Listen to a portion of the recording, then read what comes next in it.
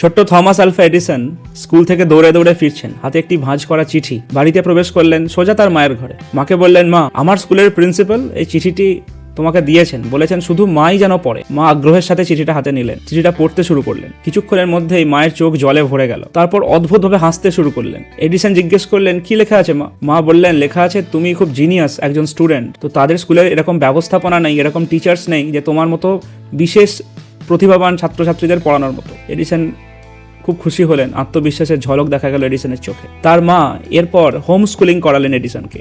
শ্রেষ্ঠ শ্রেষ্ঠ শিক্ষক শিক্ষিকাকে নিয়ে এলেন, বিখ্যাত বিখ্যাত বই কিনে দিলেন। এডিসনের পড়াশোনার পুরো চার্জটা নিজের হাতে নিয়ে নিলেন। এরপর অনেক বছর চলে গেছে, 1000+ পেটেন্ট অর্থাৎ আবিষ্কার তিনি করেছেন, বিশ্ববিখ্যাত বিজ্ঞানী থমাস আলভা এডিসন।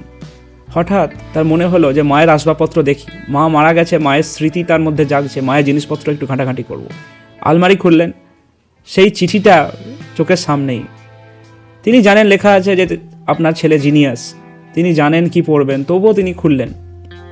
অবাক হয়ে দেখলেন লেখা আছে আপনার ছেলে মানসিকভাবে অসুস্থ, খুবই স্লো লার্নার, কোনো কিছু শিখতে পারে না, কোনো কিছু বুঝতে পারে না।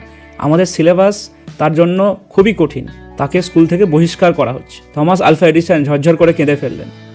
সেই দিন রাতে তিনি তার ডায়েরিতে লিখলেন, থমাস আলভা এডিসন একজন মানসিকভাবে অসুস্থ স্লো লার্নার ছিল। তাকে তার মা অত্যন্ত হিরোইজমের সাথে, অত্যন্ত বীরত্বের সাথে শতাব্দীর সেরা বিজ্ঞানী থমাস আলভা এডিসনে রূপান্তরিত করেন।